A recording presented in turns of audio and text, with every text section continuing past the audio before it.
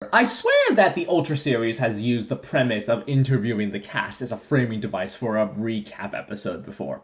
About half a core ago, during the Rekiness Armor's debut episode, Kosei has a character moment where he thinks he's lacking in kaiju matters compared to Soroto, and I recall it felt a touch out of place because he had only just acquired Rekiness the episode prior. It's a character note that probably would have been a more serviceable fit here, with how the protagonist pair have a similar falling out, and how Soroto reaffirms at the end of the episode that he couldn't have beaten the monster of the week without Kosei. I don't think that plot point would have been a good fit here, just that it would have been a better fit. While Kosei doesn't have the kaiju expertise that Soroto and Ayumu have, his contributions with the Medio Kaiju haven't been ineffectual enough to ever really justify that particular hang-up. By contrast, the reason for the duo's falling out almost feels like it should have come earlier by now. It's a disagreement over how they ought to go about handling the secret identity business.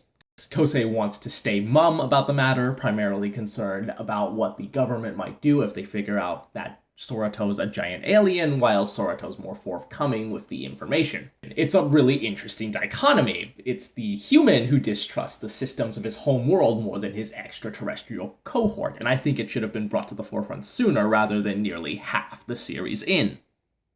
On the matter, the series does seem to be leaning in Soroto's direction, as Kosei eventually concedes on the matter, and they're about to tell Maki outright, only for the trio to be interrupted by a timely call/Demaga attack.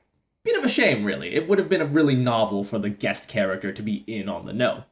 I'm also not a fan of the direction that Maki's character ends up taking. To get Soroto and Kosei to open up to her, she shares something about herself first. Maki's trying to make a documentary to bring more public attention to the kaiju phenomena and the damage they leave in their wake. It's a very commendable ambition and has some interesting world building on top. In spite of the literal scale of the conflict, the damage is localized enough that for a lot of people it's not a cause for concern.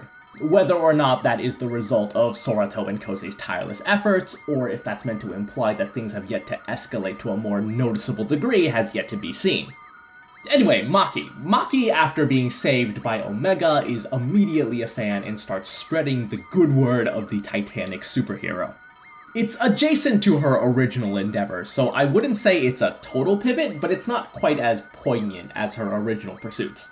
It also just kind of happens. I don't think her character was set up for her to go this way. Maybe if she started out as an Omega detractor who changes her views upon seeing him in action, it would make sense, but as it exists, this bit feels a touch tacked on.